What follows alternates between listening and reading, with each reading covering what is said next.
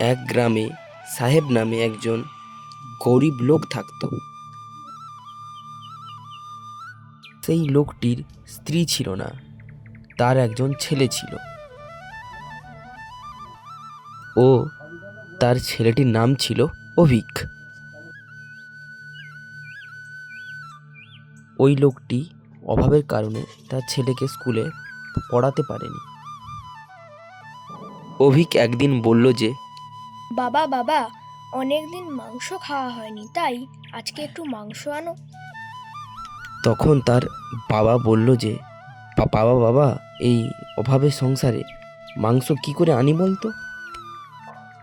অভিক তো খুব ছোট্ট ছেলে, তাই সে জেদ করতেই থাকে।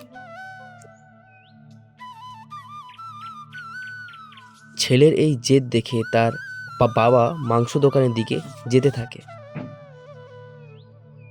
অভিকের বাবা মাংস দোকানে গিয়ে বলল, দাদা দাদা, আমায় হাফ কেজি মাংস দিন তো। কিন্তু মাংসের দাম শুনে অভিকের বাবার চোখ মাথায় উঠল। কিন্তু মাংসের দোকানদার কোনো রকম মাংস তার হাতে দিল না, কারণ মাংস কেনার জন্য কোনো উপযুক্ত টাকা তার কাছে ছিলই না।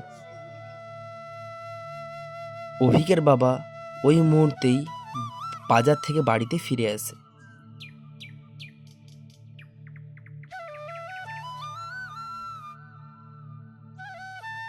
অভিকের বাবা রাগ করে বলল যে, আজ আমি অভাবের কারণে মাংস কিনতে পারলাম না, কিন্তু এমন একদিন আসবে যখন ওই মাংসের দোকানদারই আমার কাছে আসবে মুরগি কেনার জন্য। তারপর অনেক দিন কেটে যায়। অভিকের বাবা লোকের কাছে ধার দেনা করে একটা মুরগির ব্যবসা শুরু করে ও লাভ করতে থাকে। এরপর ওই লোকটি অভিকের বাবার কাছে আসে মুরগি আনতে।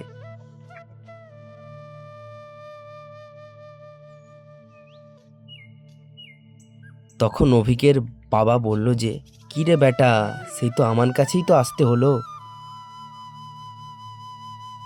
এরপর এইভাবে অভিকের বাবার দিন কাটতে থাকে।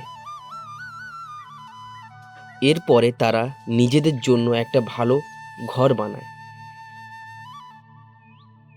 গল্প থেকে আমরা জানতে পারলাম যে, তুমি ভালো কর্ম করে যাও, ফল তুমি একদিন অবশ্যই পাবে।